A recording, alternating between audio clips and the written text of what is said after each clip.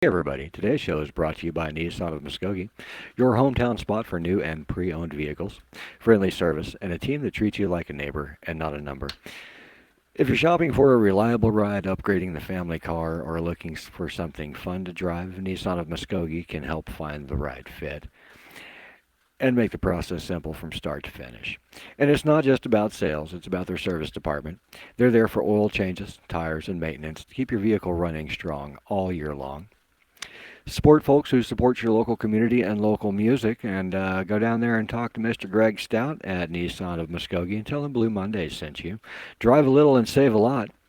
Nissan of Muskogee, Greg Stout at 918-360-4856, 918-360-4856. Tell him Blue Mondays sent you, and let's go back to the show. You ready? Are we going? Yep. A one, two, three. Let's get a six-pack of pizza.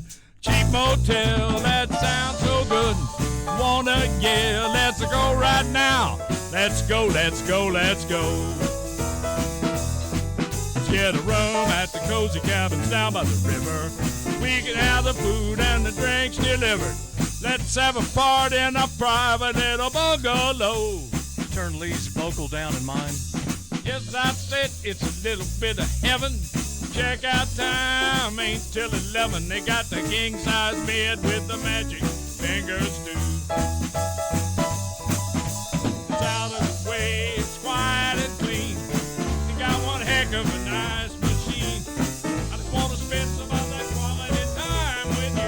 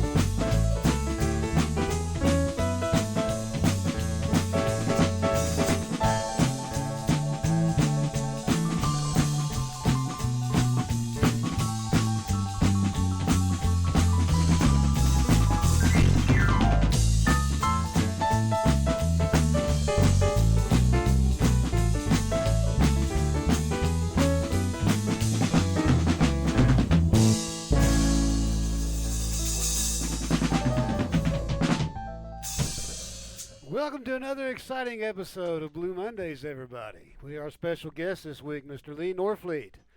Good to see you here, Mr. Norfleet. Nice to have you here with us. Thank you. This little trio that you hear right here, Eddie and Lee and I, this is the original Wild Card Trio band as it began so many years ago. And our paths have crossed ways many times since then, and before then even.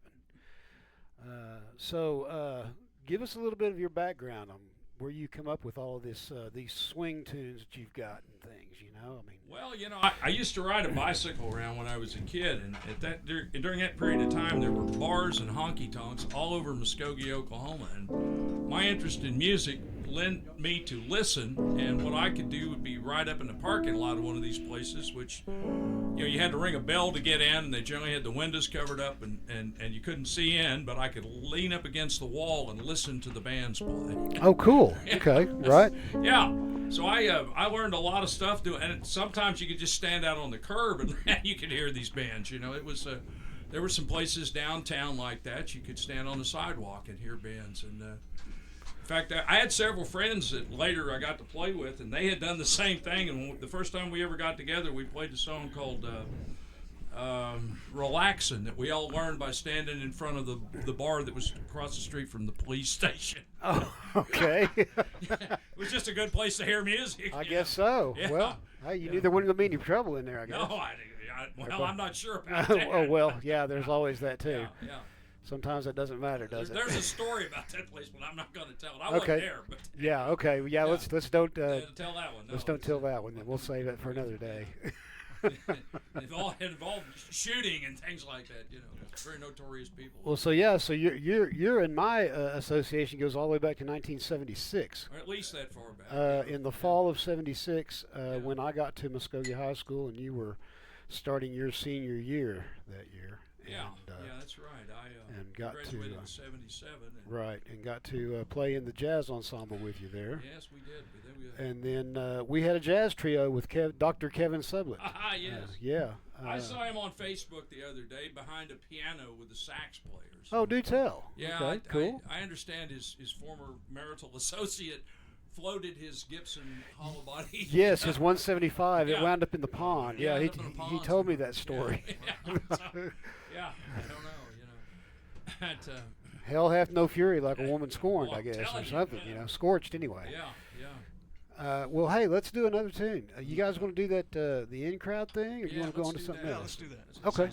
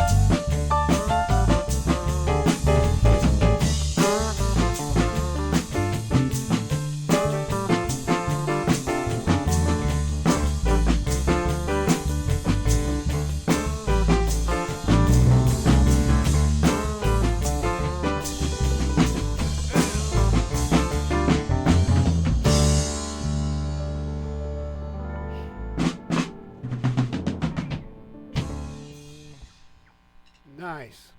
You know, one of the things I did right about the end of my high school career was I got involved with a guy who had done his student teaching in the fall in Muskogee, Earl Clark, and he contacted me to play a party for the combined music, the male and female combined music fraternities at Northeastern. He was their band president and the president of their Kappa Kappa Psi fraternity, and they combined the Tau Beta Sigma girls fraternity and the boys fraternity and rented the Holiday Inn in Muskogee and had a big grand ball party. So we put together a band in about 3 days, or 3 rehearsals, or 2 or 3 rehearsals, what it seemed like, and played the party, which everybody seemed to like, and that was the start of the Spectrum Band. Okay. And we went on to play for about 10 or 11 months, and one of the cool things that we got to do was over the Memorial Day weekend in 1977, we got to play the Illinois River Rock Festival. I don't think we played over an hour, but that was a 3-day festival that went on between No Head Hollow and Goats Bluff out in that enormous field, and I think there were about 28,000 people there. Wow. So Cool. after we played, and then we went to the Armory in town, and the Armory now is a beautiful building with a beautiful stage and a kitchen and a dining room, and it's lush and completely renovated and modern. But at that time there really was a stage there that had chicken wire in front of it, and after their parade we played at the Armory. Okay. And then later on in the evening we went to Keys, Oklahoma, and played at a place called Carter's Landing. So we played 3 days in a row, but then went on for the next probably 10 months playing in Tulsa and doing other things, and Right. got to open a show for the group Matrix at the Magicians Theater. Oh, I remember Matrix. Yeah, that was and those guys all went on to have pretty. I mean, it was a keyboard-driven band. They went on to have some pretty good. One of those guys is like the head of a music department somewhere. I forget. I don't keep in Right. touch with him, but Right. we opened a show at Canes for the Dixie Dregs, Okay. and we played the Nine of Cups several times, Thursday, Friday, and Saturday, and just did lots of things like that all over the place, up Right, and down right. the Illinois River, and Sure. here, there, and yonder. And Earl continued to do that until he passed away in around the year 2000, although I didn't get an opportunity to play with him again, but I was in the middle of coming back from Panama City, Florida, or someplace. I was in the middle of nowhere, and he called me and said, "Can you come and play at Philbrook or something on Sunday?" And I said, "I'd love to, but I'm like hundreds of miles away and I can't get there." So Right. I Right. did work on some instruments for him over the years, and he had a pretty phenomenal program going on in Tulsa. Although he wasn't their official band director. I don't think this high school had a band program, but out of that group that he worked with, you've got some of the really interesting players in Tulsa. Jesse Aycock and all those folks were kind of in Earl's Okay. band, which Okay. was probably met on the fly, because I don't think they didn't have a band director, and I don't know that it was in the curriculum. But Right. Right. Just something that they yeah. got together to do because Yeah. they were all musicians. yeah. Well, that's a wonderful thing. Yeah. Wonderful thing. Right on. Well, and then there's been a lot of stuff that has gone on. Ed and I got together. This idea of doing something for somebody's party, birthday party, some kind of a thing, has started many groups. Oh yeah. Right. Ed and I got together with a couple other fellas, 3 other guys, and formed a band we called Plaid, and played for a birthday party in somebody's backyard. And they said, "Oh my gosh, where do you all play? We want to hear you again." So- Who all was in that band? Oh with my you? goodness, that was Rob Ratley playing drums, and then Steve Briggs playing saxophone and piano, and a guy named Jim Cartland playing Barry's sax. Jim Cartland. I remember Yeah. Jim Cartland. Yeah. Okay. Yeah, no, and what we did after that was we went out and booked about a month's worth of gigs every weekend and played for a while, and then kind of went off and did other things, and we met up over the years many times for many different things. Right. Right. Yeah, because you guys, you and Ratley and Eddie, you were part of Shy's band. Oh yeah, that was another quite an adventure. Shy Willie and the Blues Crew, and everybody wants to know why they call him Shy Willie, and the story on that is and that's partly why he comes out in a tuxedo, and he's got several of them. He's got colors, Yes. He can do black, he can do white, he can do pink. He comes out very well dressed. Right. But after he got out of the Army, he took the GI Bill and went to Chicago. I'm not exactly where, but studied opera singing for a period of time. And Chicago was considered to be Shy Town. Right. So he becomes Shy Willie after this. Right. After being in Chicago. After being Right in on. Chicago, yeah. Cool. Yeah. Right on. Right on. And but there's a lot of history of me playing brass instruments too, and Yes. doing a lot of that stuff. I kind of come to the bass through the bass section of the band. Everything I did was somewhere related to the trombone, the bass trombone, the euphonium, the tuba. I play some string bass. Right. All that stuff is all a part of the bass section, and that's kind of where I have resided for the most part. Right on. Right on. Let's see. Now there was one more thing that I was going to ask, and I can't remember now what it is. I lost it, but That's anyway. okay. Yeah, that's all right. right. We may It'll get come to back. it. It'll come back. It'll Yeah. come back. Yeah. I started my bands with playing bass, Yeah. Yeah. and I thought I was a guitar player until I picked up a bass. Yeah. And I was like, oh, there's a lot to learn. So Yeah, yeah, I yeah. understand. And but that taught me more music than a lot of things. And then of course, when I started playing guitar, playing with Selby, and then meeting all the y'all guys down there, and they say play with better people, you become a better musician.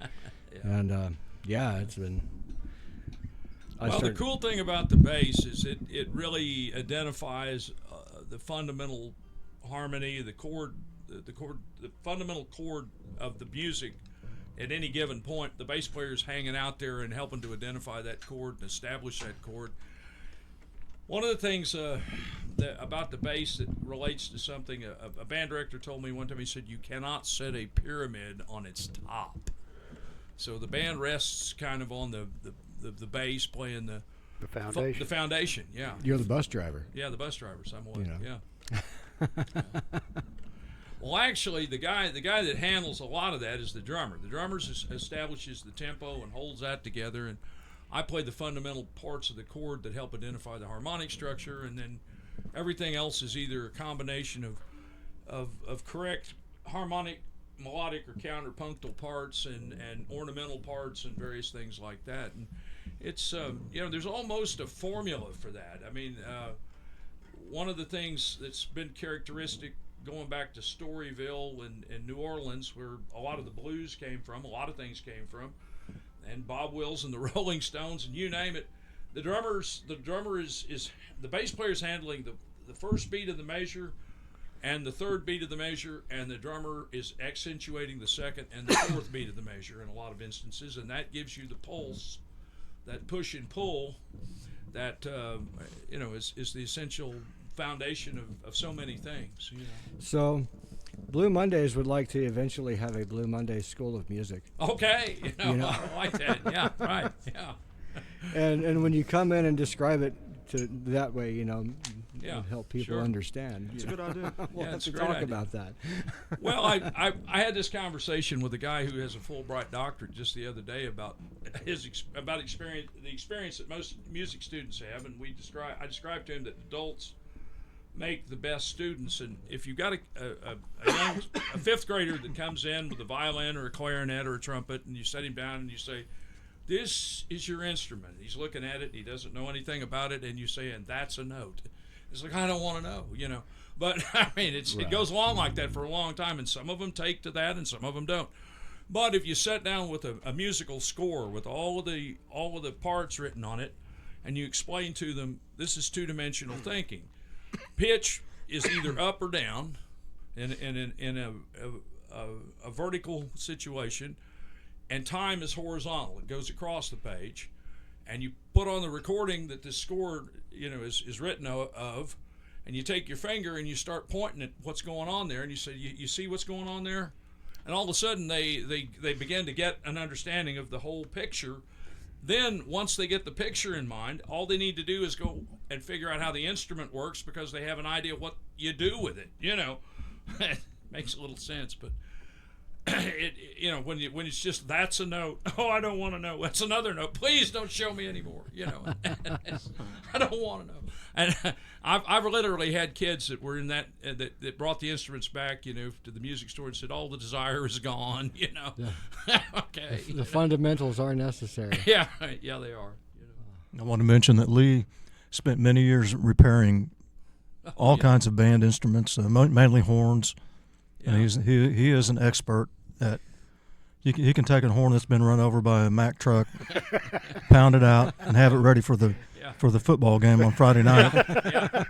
Yeah, they make that stuff out of all kinds of crazy. Hey, I saw him do that at a football game. This kid had a baritone or something, and the bell was all bent up and beat up. And he saw me sitting back. Hey, hand me a drumstick. I handed him a drumstick, and he's doing this under the sides of the bell and going around the inside of it like this, and he got all those dents out and just. Yeah, I was just sitting there going, wow. Yeah. And back when I first started doing that, I had a limited amount of funds to apply to that. So as people had me working on things, I ended up having to make a lot of parts and learned how to adapt a lot of things. And I started working on woodwind instruments. And one of the things about woodwind instruments is they all are a little bit different.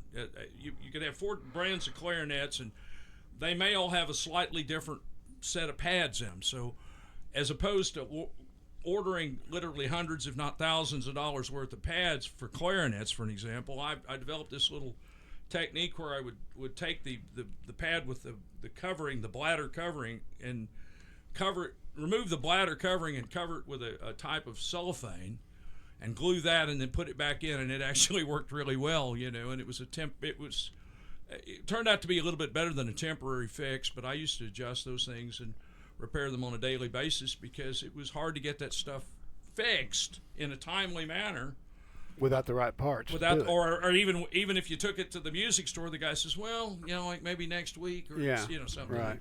I'd take them home and put them back together and send them down their way. So what brings you to the bass? What made you decide to become a bass player? Well,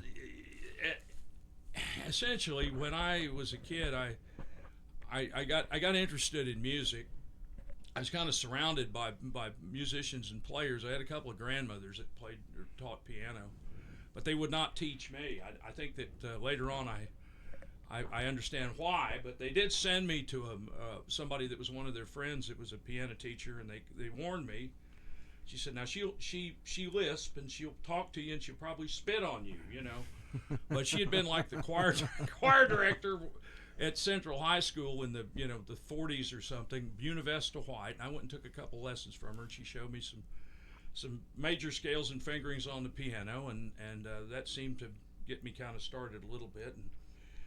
And I thought I wanted to play guitar, and my dad comes up with this K acoustic guitar that's probably not in a very good condition as far as the string height, and it was probably as tall as I was, and I found out I couldn't really do a lot with it as a guitar player. I didn't really I did go to the YMCA and take a few lessons, and I kind of understood what you could do with it, but I just couldn't get my hand wrapped around it and do anything with it. But I did discover that I could play bass on it.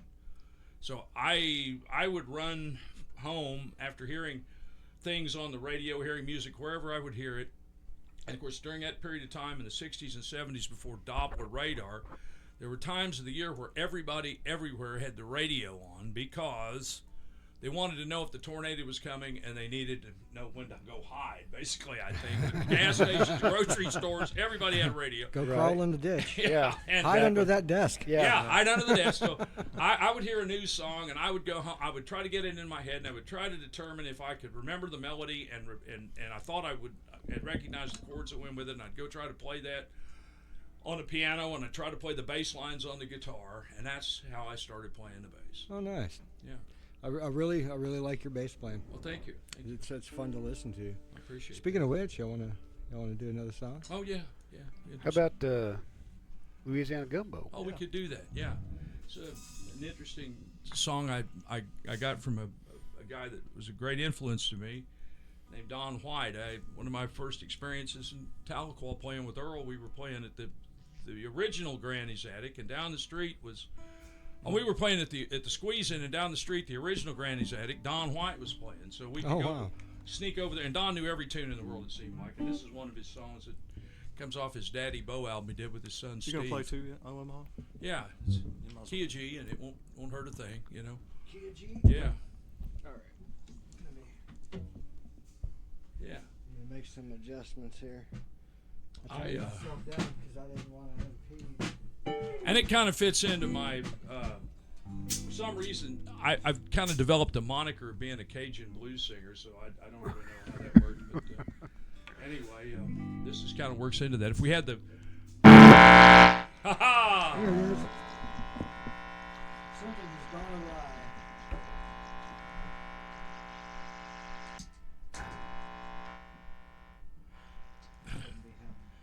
I learned a line from Bob Hope in the movie: "Get a stick and kill it."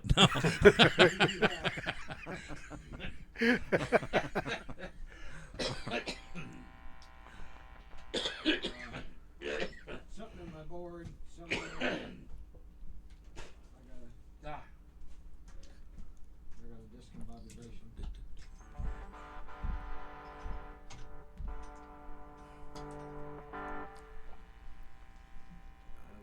I'm all tangled up in chords. Oh yeah.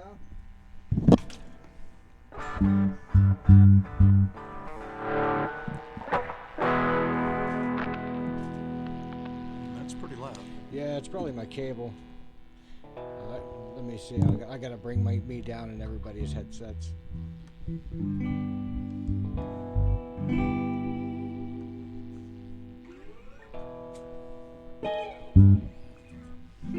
Let me. I think it's my damn cable. All right, I think you fixed it. You just pulled on the cord and it stopped or slowed down. It is. You got some crosstalk going on. Yeah. Yeah. They'll do that. Yes. Phase shifting. The electrons are talking to each other.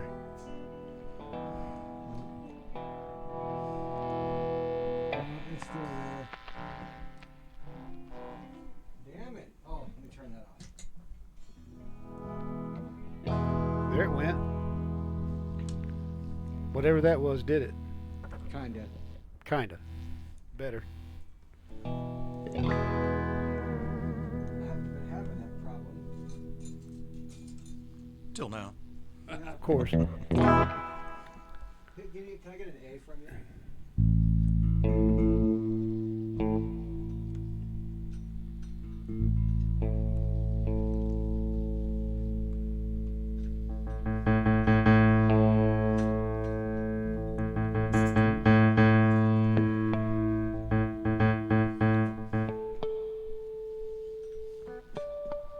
Jackson Sarvo. I needed strings one day, and I walked out of Guitar Center with this. I got Yeah. me a, Nothing wrong with that. this Yeah. is a Fishman MIDI pickup. Oh wow. All right. So, and it's wireless too. Wow. It needs to be charged. I thought I had it on the charger, but apparently I didn't. Ain't that something? That's cool. When it's all working, I can make my guitar sound like a piano or an organ Oh, cool. or stuff like that. Whatever, just odd sounds and effects. Fiddles.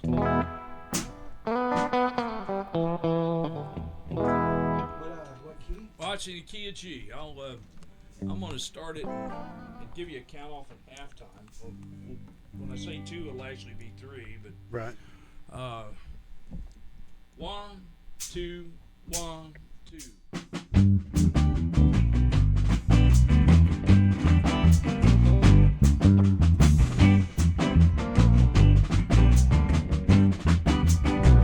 Yeah, we're going down to Monroe, Louisiana gumbo, Hilda and Boudreaux, gonna make you feel right at home.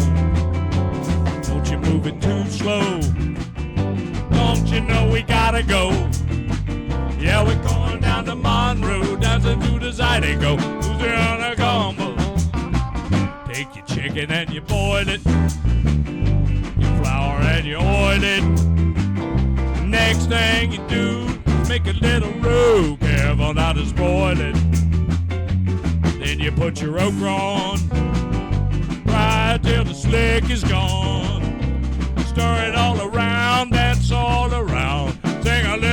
country song. Yeah, we're going down to Monroe for Louisiana gumbo.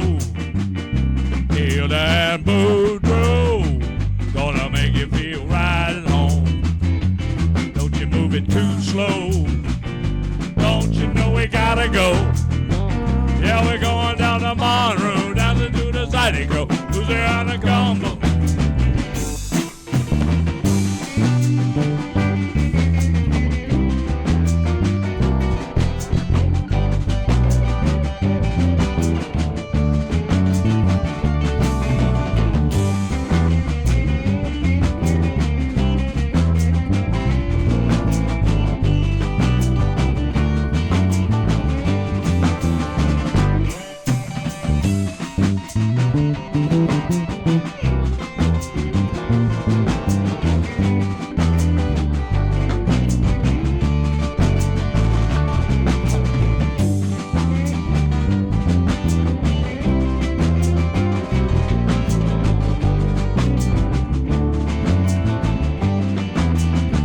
Then you saute your onion, add a little bouillon, bell pepper and celery, and you know it's gonna be tasty and good for you. Mix it all real slow, add your shrimps and oregano. Good, good gumbo, sure make your blood flow. That's a to the Zydeco. Yeah, we going down to Monroe for Louisiana gumbo. You're that food bro, gonna make you feel right at home. Don't you move it too slow. Don't you know we gotta go? Going down to Monroe, down to do the Zydeco, Louisiana gumbo.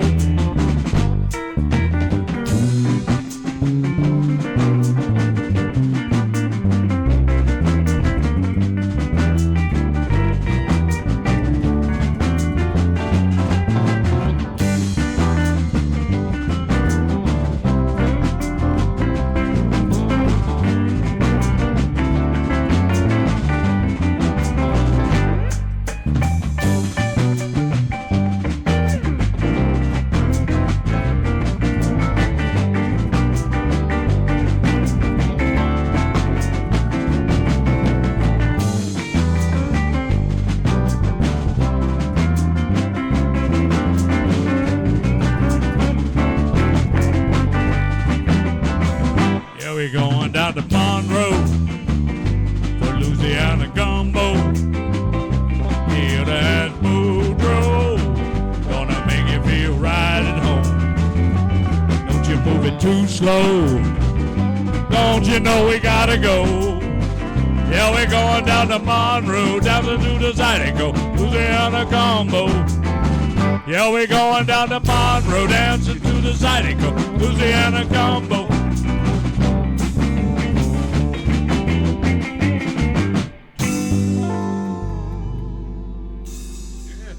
Aye. Hey. Yeah. Yeah. I could just do that in a falsetto range. Uh-huh. Yeah. Well, Nice. that's timely. We're coming up on Mardi Gras. You know, Yeah, so that's we're true. Not, Yeah, we're not exactly. far from it. Not far from Mardi Gras a bit. No. I'd like to thank everybody for tuning in every week. I know Clutch is probably watching this, and Thanks, Sherry, Clutch. and Jeannie, and Bridget. And since we're pre-recording this, we can't see the interactions. Right. Will people be able to interact with it when they see it online? I mean, they can Yeah, they'll be able comment to. it and They'll be able to all. comment and Right, give okay. their snide remarks. Okay, right. Okay, very good. We want Questions, to make comments, and snide remarks, please leave down below. sure. Right, Yeah. right. I don't know about it this time. Is this be a good time to take a word from our sponsor? It would Oh, be a yeah, good time yeah. to take a word from our sponsor. All right. We'll be So- right back after this shortly. Give it over to this guy right here. Hey everybody, today's show is brought to you by Nissan of Muskogee, your hometown spot for new and pre-owned vehicles, friendly service, and a team that treats you like a neighbor and not a number. If you're shopping for a reliable ride, upgrading the family car, or looking for something fun to drive, Nissan of Muskogee can help find the right fit and make the process simple from start to finish. And it's not just about sales, it's about their service department. They're there for oil changes, tires, and maintenance to keep your vehicle running strong all year long. Support folks who support your local community and local music, and go down there and talk to Mr. Greg Stout at Nissan of Muskogee and tell him Blue Mondays sent you. Drive a little and save a lot. Nissan of Muskogee, Greg Stout at 918-360-4856, 918-360-4856. Tell them Blue Mondays sent you, and let's go back to the show. You want to tell us a story about when you used to play with a reggae band? Oh goodness, yeah, that was a crazy thing.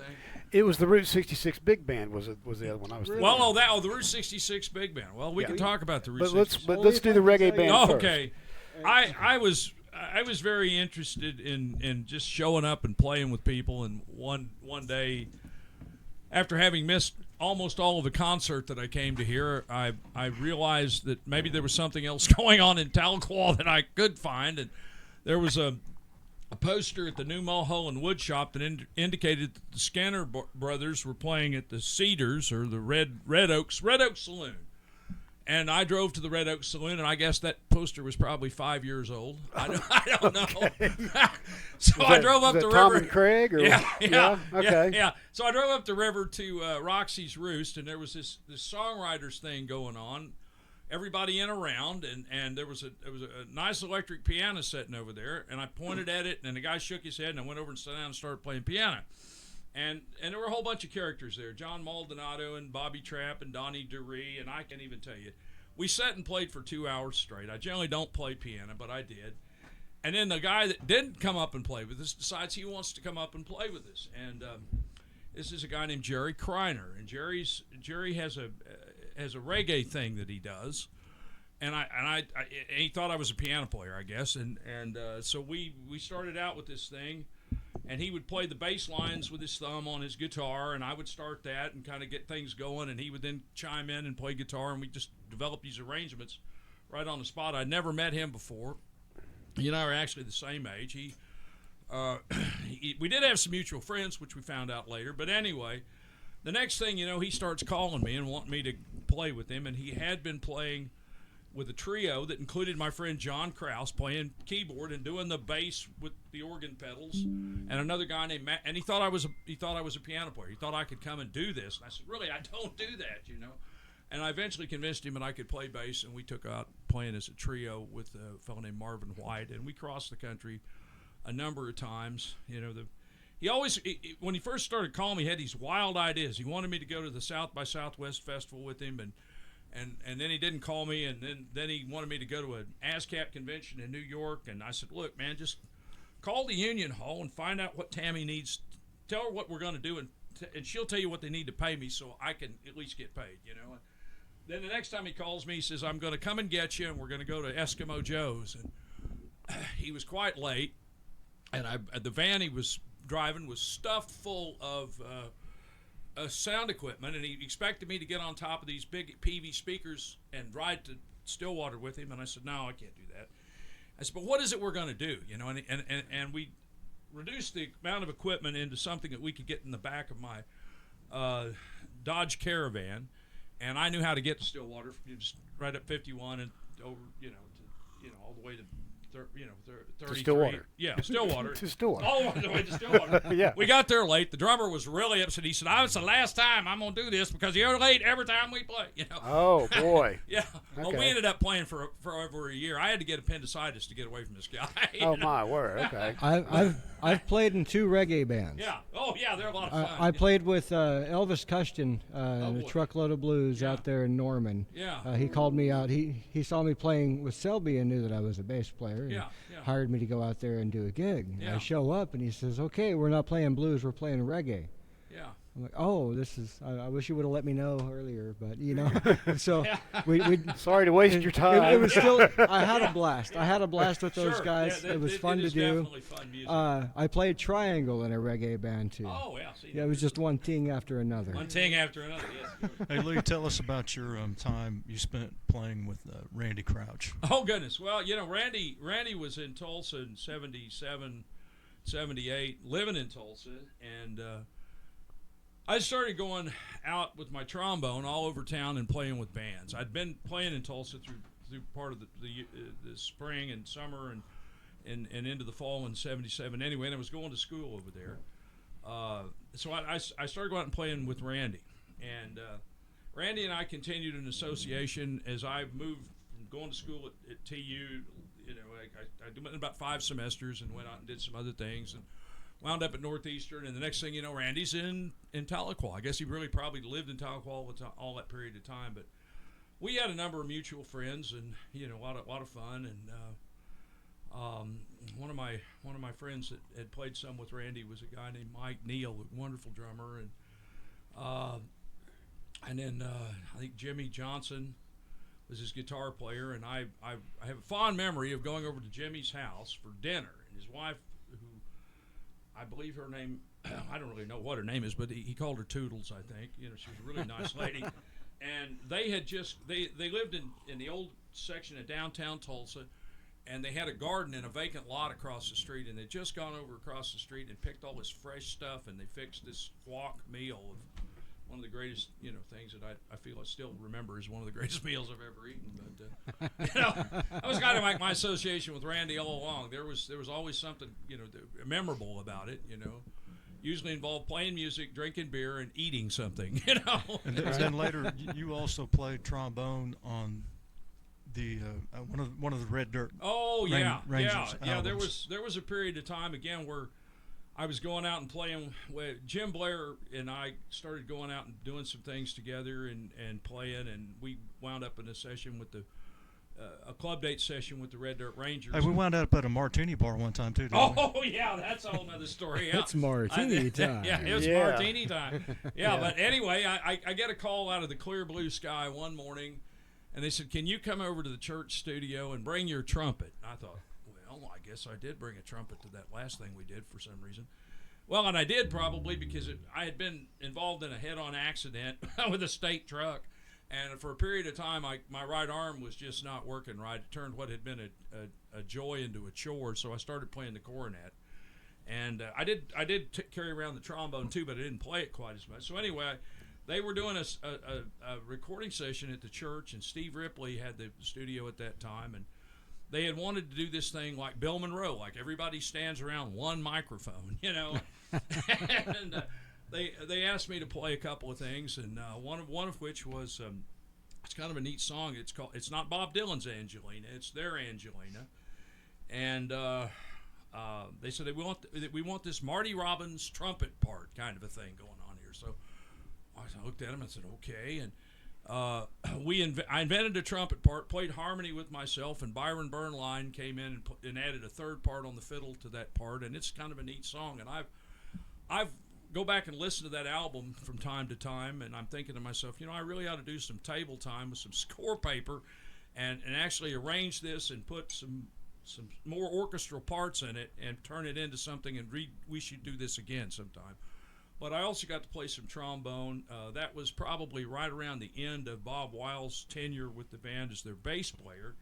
And he'd written a bunch of material, and I think we recorded several things that he had done, which they didn't include a whole lot of what he was had done on the album, because he was shortly going to have carpal tunnel surgery and would not be able to play with them and could not represent his material. They couldn't sing he was singing his material. And I don't think it wouldn't have come off as well if he had not been playing it and singing it. So they only put a limited number of his songs on the recording. But I also am on some trombone on that. Oh wow! It's called the "Staring Down the Sun" album, and I believe that Angelina has been re-recorded by some other people. I get to see those guys every now and then. I sure enjoy that band. You know. Are you a fan of the band Cake? Do you know who they are? No. They got a lead trumpet player. Ah, yes, yeah. And it's kind of pop rock. Yeah. But they got a lead trumpet player in all their music. It's fantastic. Well, that's a neat trend to add a cup mouthpiece brass instrument into the band. The group Sublime had done that, and a lot of people love the saxophone, and the saxophone has become a magical thing, maybe a lot like what the guitar and the violin or the fiddle have been in music. That I had a great saxophone player at one time tell me, he said, if people like the saxophone as much as they like the fiddle, I'd be a millionaire. You know, of course, it's all over the country music and western swing and all that kind of thing. But no, that the trombone is a very, very expressive instrument. Can be a very it can be happy, it can be jovial, it can be sentimental, it can be a lot of things like most any instrument. But I think it's well underrepresented. I grew up in West Texas, and a lot of Tejano music and a lot of just Southwest Spanish music and stuff. So there's everybody is a trumpet player. Yes. You know, you can find a trumpet player anywhere. Yeah. Well, you know, the music that has come out of Mexico has been influenced by a couple of traditions that include brass because well, the Spanish came through, South America and Mexico, and they brought the guitar and to some extent the organ and things like that into the church. And then the Germans came through and they brought their brass bands. So the tradition of using a tuba as your bass player or some trumpets in your music is well represented in your Mexican music, and it goes back hundreds of years now. It's wow, it's really it's a wonderful thing. I feel like me and a sousaphone could live in Mexico City forever. At least it's warmer there. Right now, being closer to the equator looks really good to me. Yeah, sure. Looks good to everybody at this point, I think. Yeah. Partly cloudy. Chance of rain at 3 o'clock this afternoon, as always. Freezing snow and rain. Yes. I like the Oklahoma climate. I moved here from Colorado, and it was bitter cold in the wintertime. It's bitter cold there now. Yes, it's also bitter cold here, but it's not as bitter cold as often. No. And I'll take that. And we have water here because Colorado is a desert. People don't understand. Oh, move to Colorado and live off the land. Not for more than 2 weeks, you won't. Well, there was an instance when we were traveling with the reggae band. Not long enough. When you get off the major highway at the gas station at the Stuckey's or the Texaco or whatever it is, and you all pile out of a van, they know immediately that you're a band. Right. And we walked into this place in the middle of northern Kansas on the way back from wherever. Who knows where we'd been at that point. And they asked us, were we a band and where we were from? And at that time, Jerry Kreiner was living in Muskogee. And we said Muskogee, Oklahoma. And this guy's his eyes got real big and his facial expression changed. And he said, Muskogee, where the three rivers meet. It's like they're coveting our water. Sure, yeah.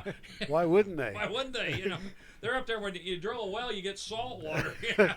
There's a bunch of water down there. I remember driving through that place. Yeah.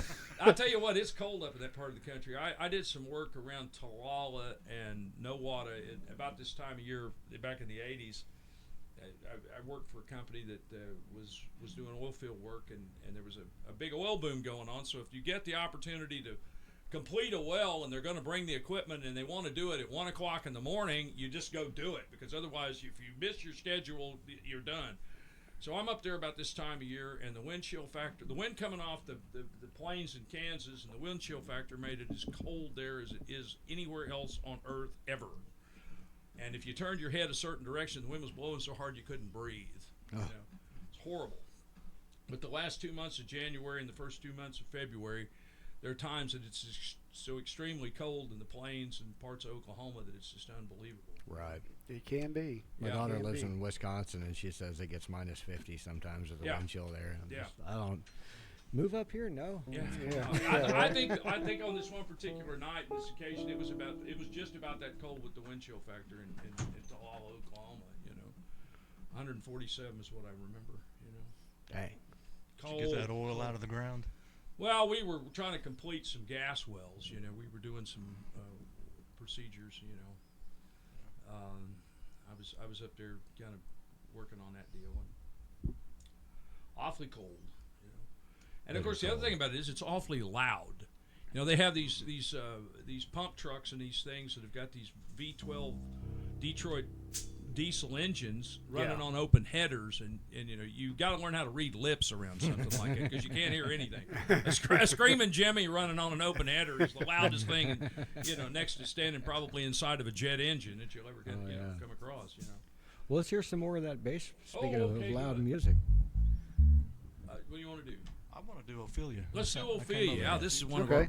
I was hoping y'all would say that. One, For you, Marcia.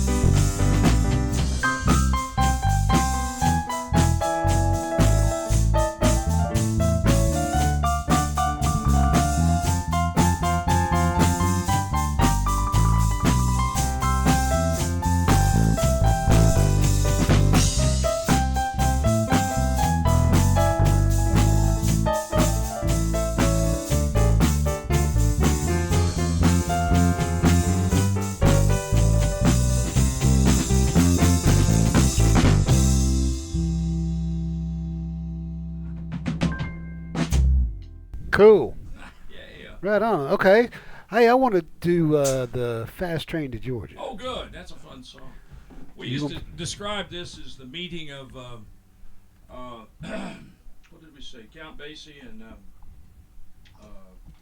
I don't even remember now. Hank Williams. Count Basie plays bluegrass or something like that. We don't know. Ed's got on the guitar now. Yeah, I have to I look. Right want on. to introduce you all to Ed Lenhart, the fabulous, and Ed Linhart, the multi-instrumentalist. Thank you. his amazing six-string guitar. Amazing. Yes.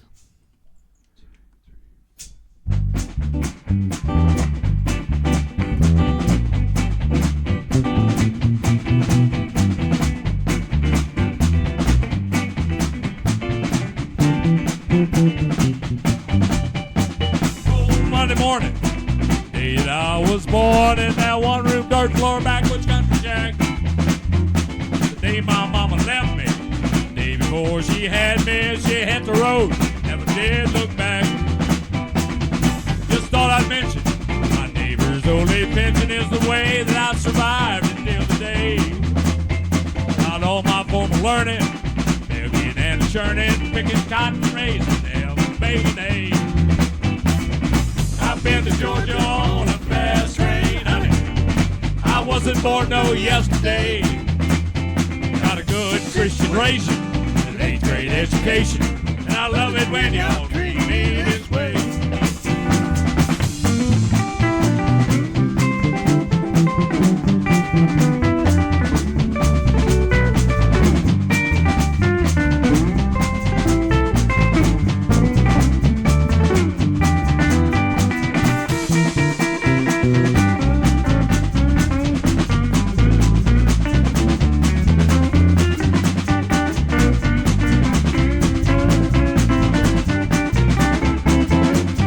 Well, sweet Mary Margaret, guess I'll probably never find another woman put together like you are. With that wiggle in your walking, no big city talking, your brand new shiny Plymouth ragtop car. So hurry up and wait. This world of give and take seems like haste makes waste every time. Just thought you ought to know if someone hadn't told you so. I'm gonna get my share of mine. But I've been to Georgia on a fast train, honey. I wasn't born no yesterday. Got a Christian raising, an 8th grade education, and I love it when y'all treat me this way.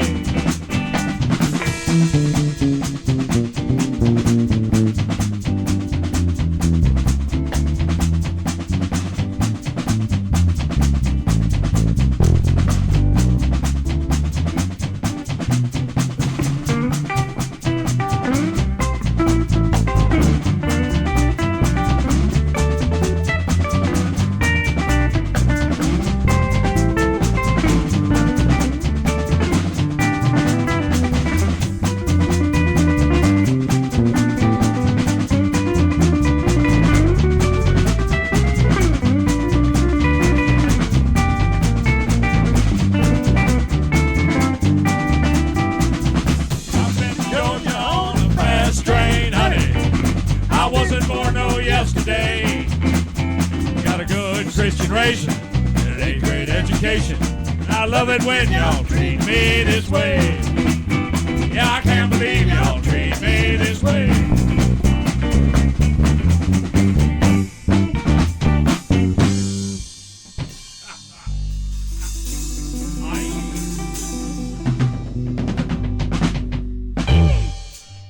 All right, so now let's hear some stories about the Route 66 Big Band. Oh my goodness, yeah.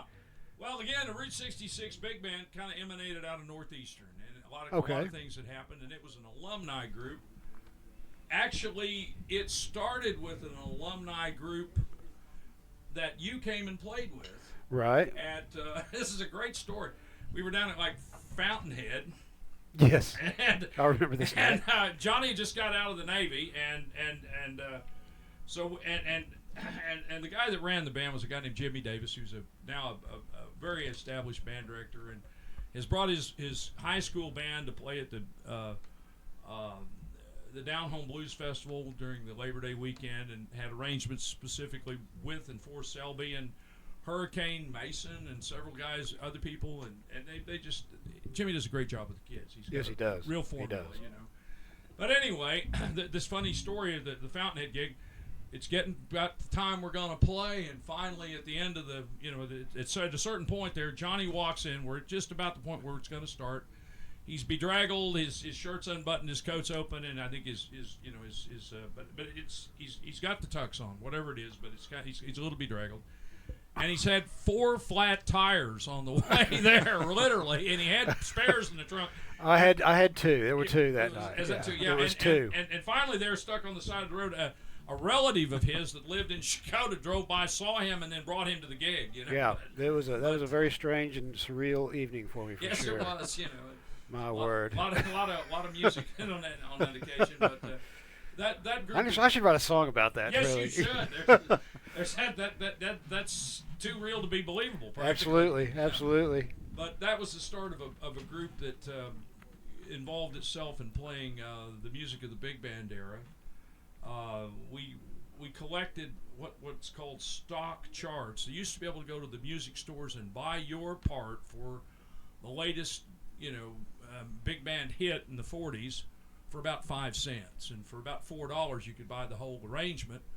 And so we found all these original kind of small pieces of paper that were ancient and photocopied them, I guess, whatever, and started playing the hits of the 40s from the big band era, and it became a really neat opportunity to revive some evergreen music, and we'd go out.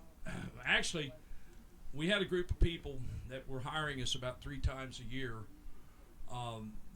There was a Chilocco Indian school which had a tremendous music program, and they had their own big band, and as they all began to dwindle away, they continued to want to have their 3 times a year parties, and we evolved into the band that played their parties, and then later played lots of different things, but it included several different female vocalists and lots of different musicians. But it was a really grand experiment in playing some great evergreens, just never die type pieces of music. And wow.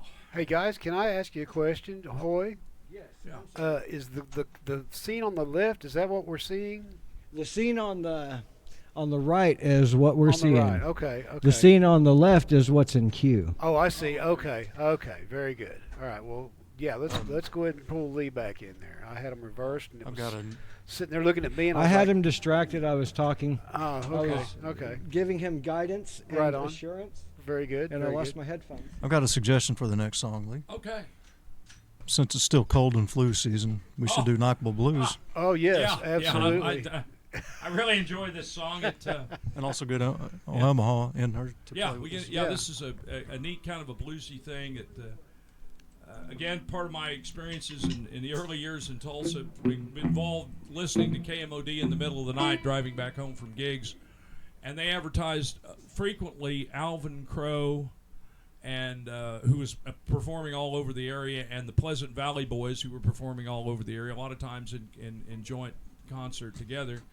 And this is one of the songs that I learned from those guys as I began to follow them around a little bit too. So it's called the NyQuil Blues. And Grab your guitar. Yeah. Grab your guitar, Grab your Hoy. guitar for the key of E. Yes. Let me find a pick. I got down to Austin over a period of time and got to see Alvin, got to talk to him quite a bit. And,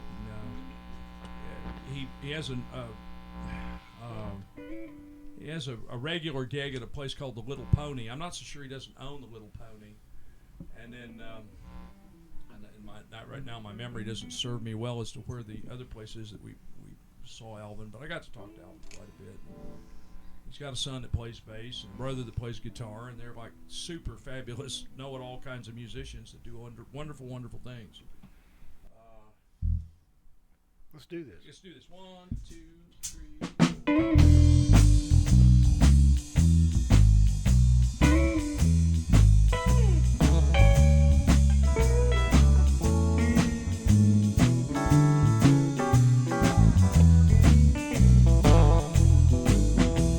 Well, give me that bottle of NyQuil. I rest will sleep my body need. Rest will sleep my body needs.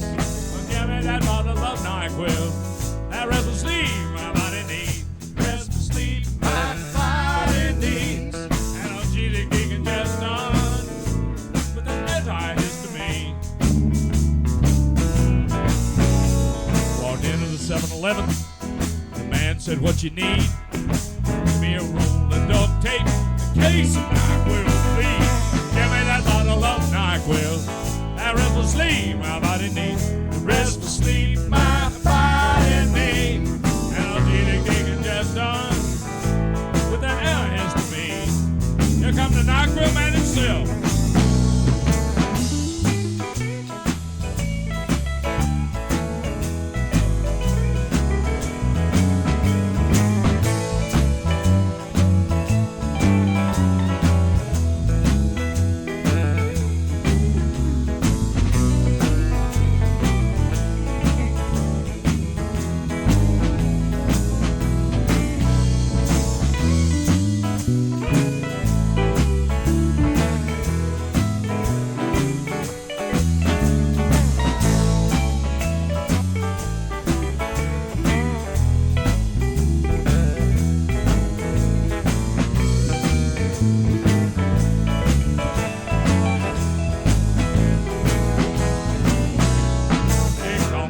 Junkie, don't know what they mean, cause I can't be satisfied till my tongue is clean. Give me that bottle of NyQuil.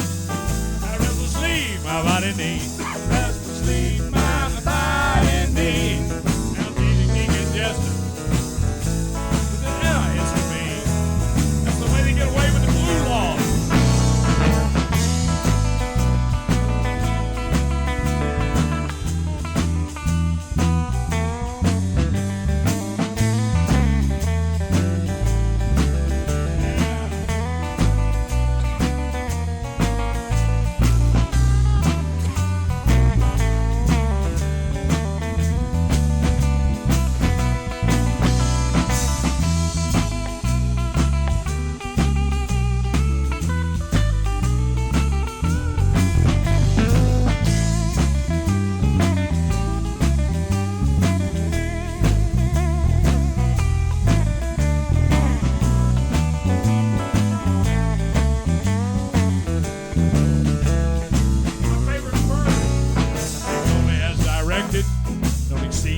Dose.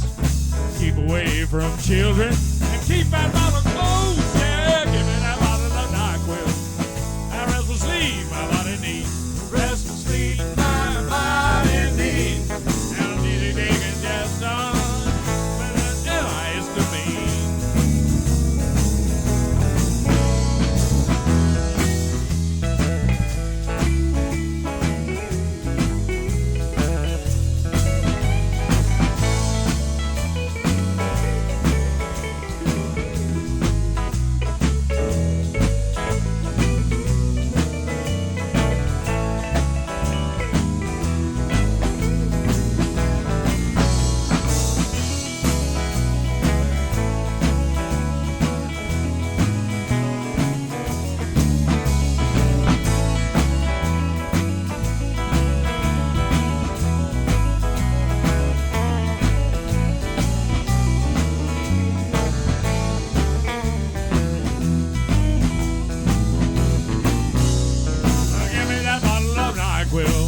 That rest will sleep my body needs. The rest will sleep my body needs. Give me that bottle of NyQuil. That rest will sleep my body needs. That rest will sleep my body needs. And DJ can just done with an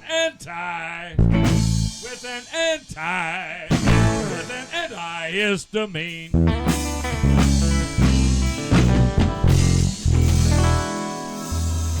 Yeah, stay awake with that NyQuil blues. Nice. Nice. That's been a minute. That has. That has been a minute since I got to play You know, that they song. used to have blue laws where they didn't have things like bars open on Sunday. And, Right, you know, right. So NyQuil was the way that you could get around the blue laws if you needed a drink. You know, it's about like 90% alcohol or something. The Hey, nighttime. you know what, Hoy Mahal? I believe it's probably a good time for a word from our sponsor. Oh, What do It you is think a about good that? time for a word from our sponsor. And take it away. Take it away. Take it away, Hoey. Hey everybody, today's show is brought to you by Nissan of Muskogee, your hometown spot for new and pre-owned vehicles, friendly service, and a team that treats you like a neighbor and not a number. If you're shopping for a reliable ride, upgrading the family car, or looking for something fun to drive, Nissan of Muskogee can help find the right fit and make the process simple from start to finish. And it's not just about sales, it's about their service department. They're there for oil changes, tires, and maintenance to keep your vehicle running strong all year long. Support folks who support your local community and local music, and go down there and talk to Mr. Greg Stout at Nissan of Muskogee and tell him Blue Mondays sent you. Drive a little and save a lot. Nissan of Muskogee, Greg Stout at 918-360-4856, 918-360-4856. Tell him Blue Mondays sent you, and let's go back to the show. Any shows anytime currently? I think the only thing we've got on the books right now is going to be something way into the fall right now. I'm going to be looking at probably doing something with this hip, so I'm going to be out of commission on doing the full-time gigs, you know, the full 4-hour shows. And y'all were doing a gig for a while in Muskogee, right? And No, we- Tahlequah. Tahlequah, yeah. Tahlequah, Tahlequah, that's it. Are you guys still doing that one? Yeah, still, yeah. Cool. Right on. still rolling along. Right on, right Still on. want us to come out. So I've been over there and got to Yeah. hang with them a little bit and see some things, meet some folks. It's every there. Wednesday night at the Squeeze Inn in Tahlequah. Every Wednesday night. From what time Alright. do you guys start? 6:30 till about whenever. Okay, okay. Heck yeah. Right on, right on. That's where our friend Jim Perry has got the barbecue guy that Right. Wanted to get us involved with the barbecue people. So I love barbecue. yeah, me too. You man. got me too. turned already. That's where I met Jim was there at that place. And Austin James Reese, he'll be here on our next yeah. Monday. He's from up there in the Tahlequah area too. Not from there, but he resides in that area playing some fantastic music. Excited to Yes. see you on the show then. Yeah. We'll go over a calendar read here shortly of who's all going to be coming on the show over the next 2 months. Well, and I think Austin does a Sunday jam session at the new Squeeze In. Yes, I believe that's correct. I think he's hosting some kind of an open mic thing there or something on Sunday afternoons at the Squeeze Inn in Tahlequah. And Renniesville will be having, I think, not September, February the 8th. There's going to be a red, white, and black. The 15th. It's the 15th. The 15th. Yeah, it's the day after Valentine's. On the 15th, Renniesville will be having their open jam, and for one day, and then they will be closed again for until March, until the everything is done. But it's going to be fantastic. Keep staying in tune. Lots to come. We're having a red and white party, is that what it is? Yeah, I think so. Okay. Groovy.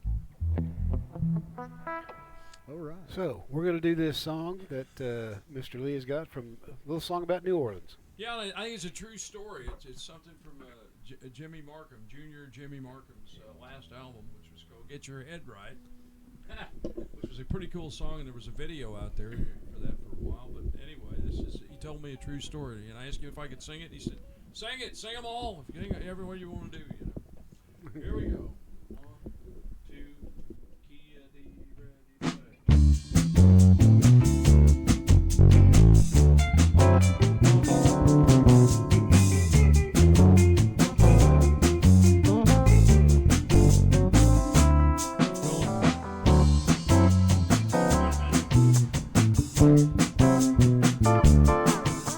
Justine, I hear you're headed back to New Orleans. Justine, I hear you're headed back to New Orleans. Before you get your bag back, can I have my car back, please? Justine, came to Oklahoma when the levee blew, all the way from California in the clouds. Got a job stripping off your clothes, and then you smiled at me. You were sliding down a pole. You gave me a freebie, sat down on my lap. The temperature was rising, things went off the map. There and then, I was under your spell. I wasn't gonna for sure when you took me back to your hotel. Justine, I hear you're headed back to New Orleans. Justine, I hear you're headed back to New Orleans. Before you get your bag back, can I have a call back, please?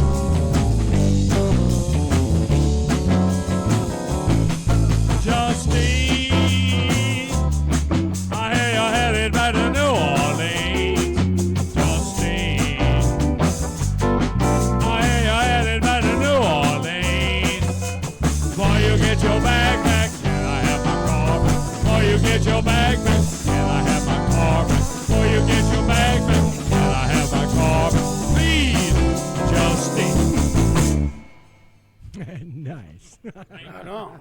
Right on. Yeah. That's fun stuff. I like that Southern Zydeco type of feel and sound.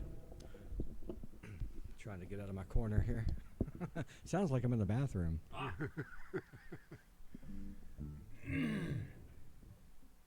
Like a Buc-ee's. The bathroom at Buc-ee's. Right. It's 100 urinals long. Right? Yeah. Oh, that's good stuff. You got another song for us, Lee? Well, I guess we could.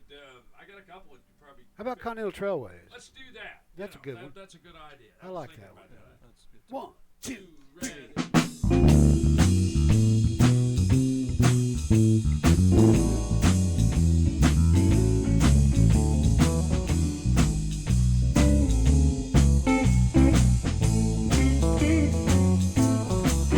I've been sitting in that station long before the break of day.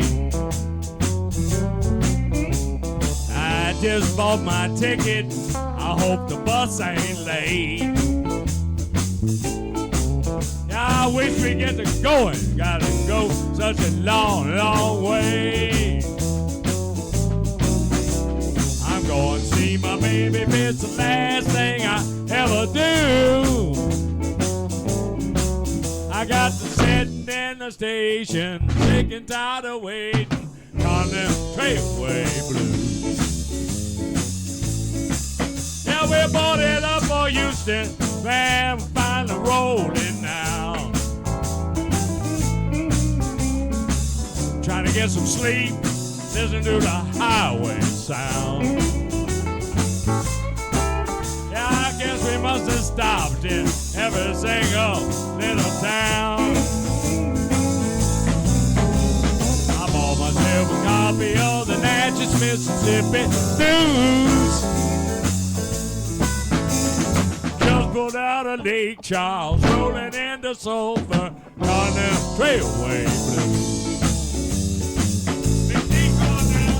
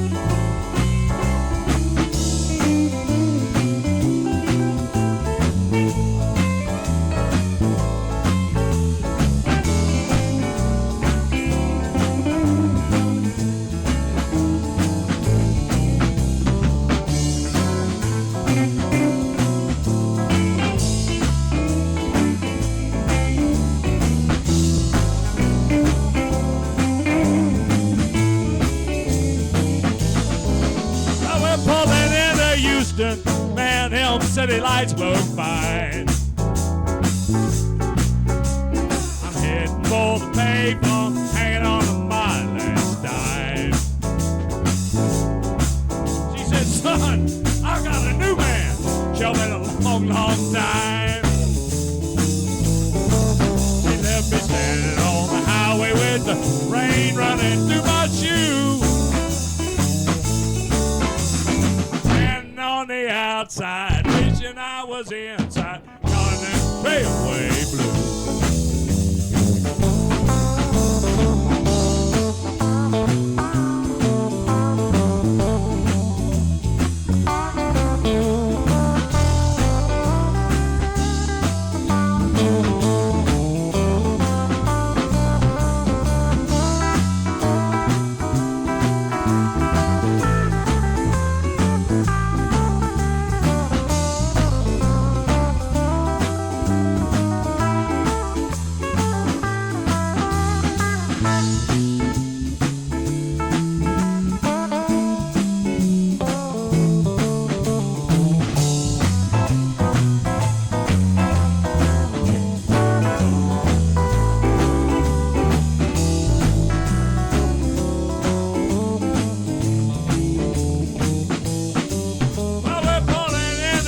Houston, man, them city lights look fine.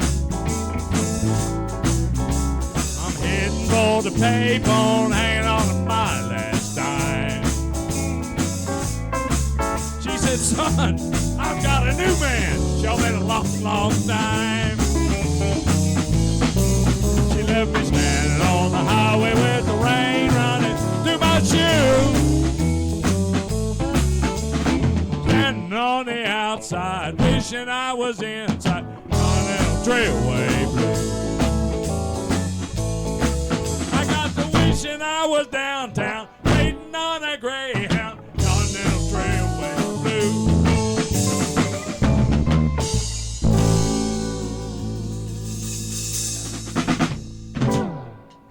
Nice, pretty. nice. Now, who wrote that one? That's a Steve Earle song. Steve Earle. Okay. Yeah. I like some Steve Earle. Boy, ain't he something, you know? Yeah, no doubt. I heard Copperhead Road was the first song I heard by them, and then I heard Guitar Town, Oh, yeah. and yeah. that turned me on to the rest of Steve Earle's Oh, yeah.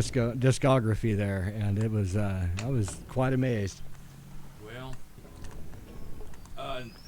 he did several things that are about going someplace, one of which is Nowhere Road, and then Telegraph Road, and then Continental Trailways Blues. And, Copperhead Road. Yeah, Copperhead Road, all about going someplace, you know.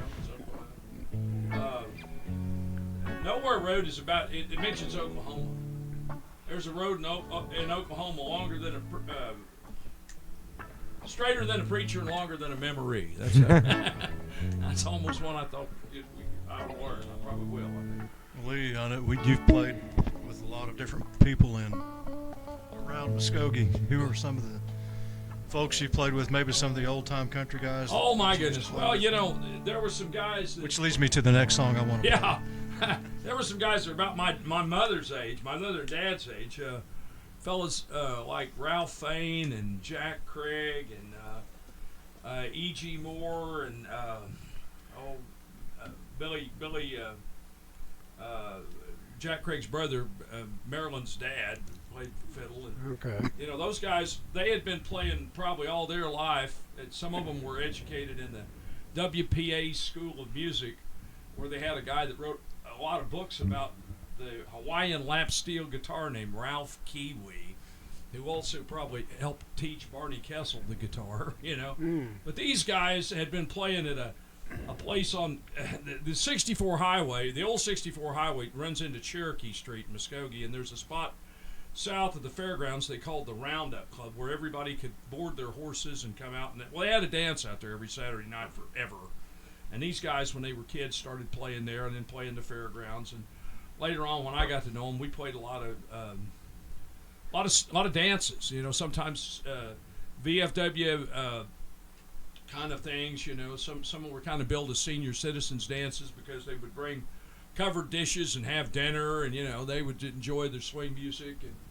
And but these guys were a lot of fun. But you know, then the Muskogee musicians were pretty interesting. That whole area. Jerry Glad Sr. and Jerry Glad Jr. and his brother Larry, and those guys just, you know, born with a string instrument in their hand, you know. And then, you know, the guys like Bobby Trapp from over in his dad Lewis and his son Thomas, you know, I got to play with. You know, it's kind of handed down from generation to generation. And You ever play with Kenny Hale and Kirkwood and all those cats? yeah, I did. You know, there was a time that well, back during the 80s, there was a boomtown thing going on in Muskogee. They were building the Fort Howard Paper Company and the OG&E power plant. So we had all these crazy migrant construction workers, Bechtel workers or whatever they were in town. All the motels were full and there wasn't anything for them to do, so there was a lot of dances going on. And there were still a lot of clubs in Muskogee left over from the World War II days, which they shortly disappeared after the 80s. But we played 6 nights a week for a period of time in one of the local clubs. So, you know, that was just a grand experience. Gary Milligan and Danny Kirkwood played with us. Benny Craig, you know, was another one that followed that kind of thing. The old guys like my buddy recently just passed away, Richard Tidmore, and Kenny Hale and some of those guys all played together. The drummer Ronnie McBride that worked with him, and other, in addition to Kenny, and Right. there was this thing that came up about it's well over 10 years ago now. There was a collection of these older guys, George Gwynn and Bobby Carden Sr. and Kenny Hale and I can't even think of all these guys, but they started going out to the 64Y on Sundays. And somebody said, you need to go out there, because they were filling the parking lot, and they were filling the business next door with the parking lot. And these old guys were doing this wild rockabilly, rock, dance music, stuff like, Bobby Carden Sr. just sang everything. And of course, George Gwynn had played with everybody from Elvis to B.B. King. And, they were just a crazy bunch. And so that was a fun thing, and eventually those guys got tired of fooling around, and a lot of the younger guys came out there and started wanting to set in, and they said, we'll just give it to you guys. But what a brilliant bunch of people that were in town, And you played a lot of country music too. Well, I did, and old guy Calvin Christian, I got involved with Calvin and a guy named Bob Neal, and Skippy Fulton, and we played every weekend for a long, long time, and then, there was... During that same period of time, there was a lot of guys, a lot of bars, and it was kind of a funny thing. A lot of Friday, Saturday night dances. So it was a funny thing. We never knew who the drummer and the lead guitar player were going to be. They always waited to see who was going to offer them the most money. So Come and play for them. yeah. So I got to work with some of the best guys, but you never knew which one it was going to be. But yeah, that Calvin Christian was really he was an interesting guy. He was working in Muskogee at a place in the basement of what was then the Seavers Hotel, which is now the Bank Oklahoma, big building across from the courthouse. Evelyn Hibbs had the club at that time, and he was, I guess, probably working all the time there. And Conway Twitty came to town, and Conway had just got out of the Navy, and he played it's kind of funny. He played a lot of Hawaiian. I don't know what you'd call it, Hawaiian music. That's what he learned how to play, I guess. And he learned how to play country music in Muskogee, Oklahoma, listening to Calvin Christian and working with Calvin. So there were just so many of those guys. Pat Gore is another one. I had heard about Pat. He had a son that was my age named Mike, and Mike was huge. Pat was a 6'5", a big guy, big football player. Mike Gore, big football player. Well, his dad was just that bigger, but his dad went on to get a doctorate in math, but he started out in his youth playing steel guitar for Johnny Lee Wills, and in and around the same time that Roy Ferguson played guitar for Johnny Lee Wills. And then he went on to get a doctorate in math and, taught guys how to use computers and figured out how to get the robotic arm to work on the space shuttle and things like that. But when I got to know him, in fact, when I was in high school, sitting next to Mike in geometry class, he said, Dad threw out the steel guitar this morning. I said, dude, where do you live? Well, they already picked it up. It was all wore out anyway.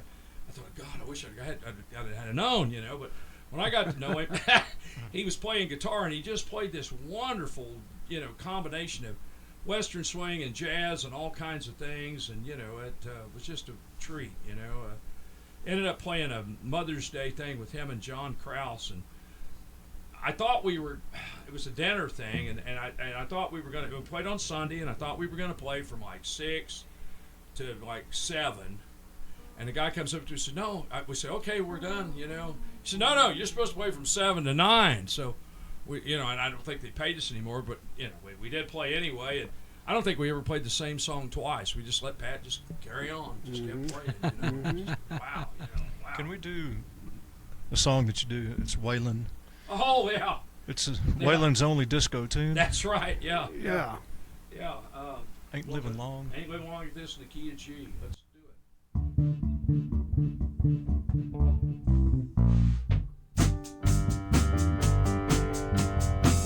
I looked for trouble and I found it, son. Straight down the barrel of a low man's gun. I tried to run, but I don't think I can. You make one move and you're a dead man, friend. Ain't living long like this. Ain't living it all like this. Yeah, baby. They slipped the handcuffs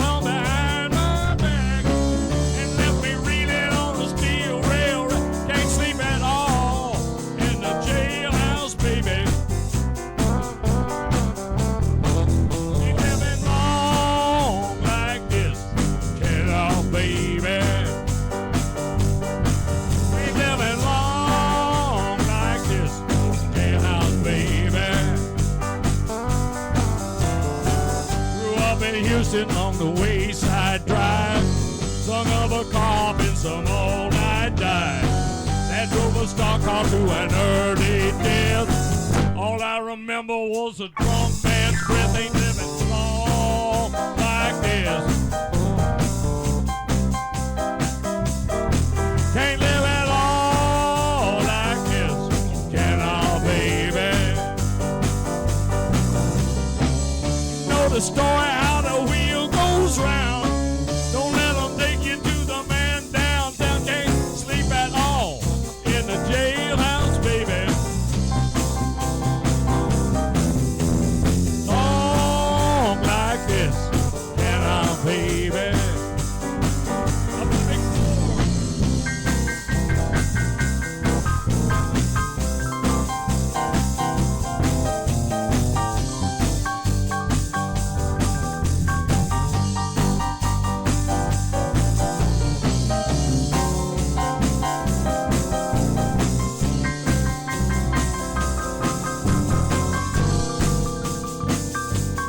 on the wall.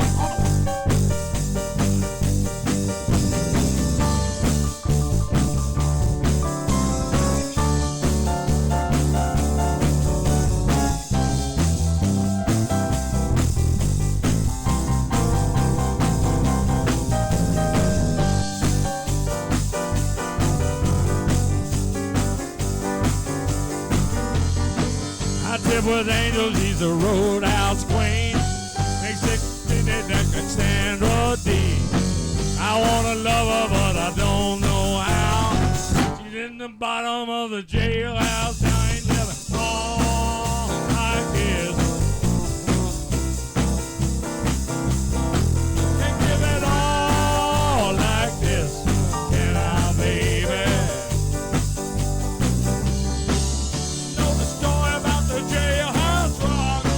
Go on and do it, but just don't get caught. They got them all in the jailhouse, baby. Ain't them long like this, can I, baby? Long like this, can I, baby?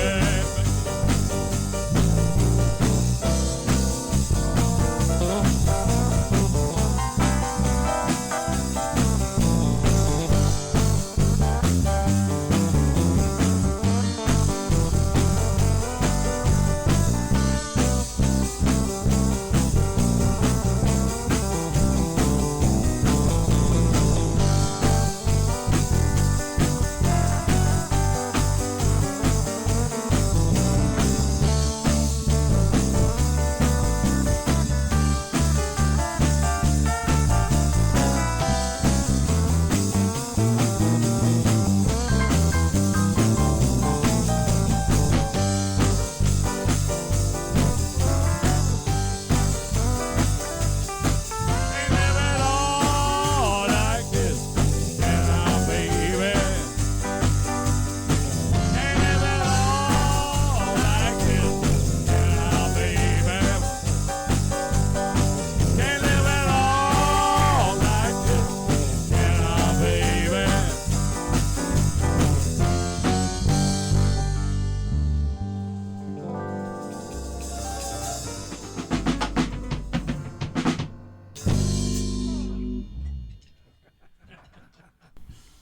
That's actually a Rodney Crowell tune, and I think Rodney sort of wrote it with Waylon in mind, because there was an instance where they busted in on a recording session, and there's another song Waylon did about something that was long past gone or something like that. But they thought that everybody in the recording studio was doing some kind of drug, and they locked him. They handcuffed him to the steel rail rack, I guess, you know. But that's a Rodney Crowell tune. And, it was the Houston. They called him he's still around. They call him the Houston Kid because he did grow up in Houston.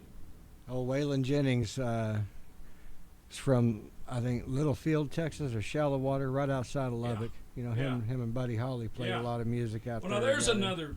another thing. We had a guy in Muskogee for a long time. Passed away just a few years ago, but Clyde Stacy grew up around those guys and knew them, and I know Mark Stacy, Clyde's son, would probably deny this, but Waylon wrote a tune called Clyde, and it's about Clyde, and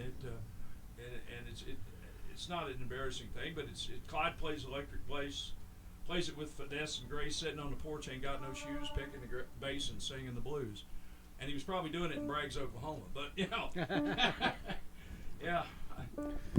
Omaha, what have we got coming up on the calendar? On the calendar, we got. Let's see. We got Mr. Austin James Reese is going to be here next week. Hopefully, we can get him here on Saturday. I'm going to reach out and give him a call. Friday. Okay. Oh yeah. Because Valentine's Day. Oh yes. Okay. I have to have that open. Yes, you do. You need to leave that open for sure. I love my lovely wife to love me. Yes, you do.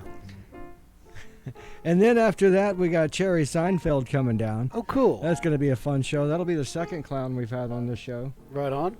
Yeah. Well, third if you include me. Well, yeah. And then we got Mr. Jeffrey Woodson. We're going to have to give him a talk. He's a fantastic drummer there, too. Yeah. After that, we got Bebo and Connor. All right. That's going to be a great show. I love listening to those guys play. And then after that, we're going to have on the 16th Mr. Bronco Carr. He's going to be doing his, speaking of bass players, he's got his own line of basses coming out, and he's going to bring his new bass that he's got out onto the show. And we're going to show those off and try to sell them. Maybe see if we can get one to hang on the wall in here. Yeah, there you go. Someday. After that will be Uncle Fudge. That's a fantastic blues band outside of the Fort Smith area. A bunch of good guys there. And then we got Fossil Weather Broadcast. These guys are out of the Oklahoma City area. They called us up the other day and said, hey, we'd like to learn more about your show, and we'd like to come and hang out and play some music. So come and do it. We're excited for that. Right on. And let's see. Yep, and that's going to be the 28th. I'm sorry. The show will be on the 30th. Yes. And that's where we're at now. We're not, we don't have anything booked for April, but if you'd like to reach out to us, please be sure and do so. A list of, do y'all know of any happenings that are coming on music-wise with any kind of festivals or good shows coming up? I don't know anything other than Scary Larry's doing his open mic on Wednesdays at Max's Garage. He does it at Croner and Bear on Tuesday when weather permits. Right.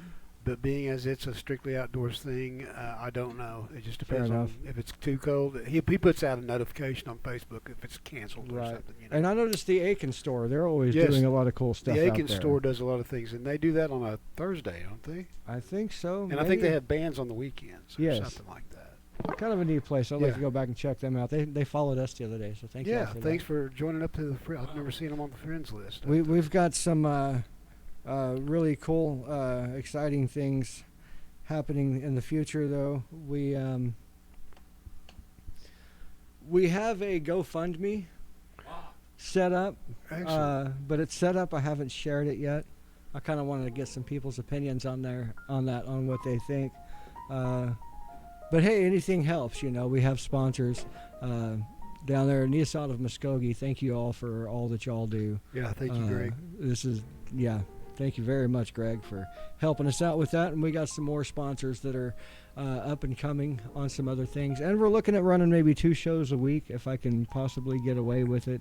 If I could bring 2 different sets of bands down here and throw a Wednesday show out or a Thursday. Yeah. You know, do a taping on Friday and a taping on Saturday. Right, that'd be kind of fun. But I gotta make sure I have time for other things too. Right, sure. So, oh yeah, my work schedule will be starting at about 3:00 in the afternoon, so I might be able to squeeze some in before all that. Right, yeah. So I just got to keep it clean in here. Sure. Because as you see, it's constantly changing. Yes, it does. But that means we're upgrading. That's thanks right. to our wonderful sponsors and people that help us out. Yes, thank you so much. You know, thank all of y'all for watching and supporting our show and checking out Blue Mondays every Monday and when you can, whenever we go live in other places. It's helped us grow. We've been doing this going on 3 years now. Yeah. My math was bad. I've been saying going on 3 years for about a year now. So, but it's just now going. You on weren't 3 lying. years. We're going on 3 years. I right. mean, you know. 364 days. There you know? go. See, you're not wrong. You're not wrong. Christmas is right around the corner. That's true. That's true. Get those But cards in the mail. Our numbers have come up quite substantially Yes. on our YouTube page. Exponentially just in the Yep. recent weeks. Yeah, it's really been great to see everybody coming in. Thanks so much, everybody that's getting the word out and sharing with all your friends. We want to get as many people as we can on here and keep this thing rolling. We want this to turn into something for Oklahoma as well, for this region. What is this Eric Clapton song that y'all end out on? Because I always think that's just the most beautiful thing. Oh, the instrumental thing? Yes, the end of Layla.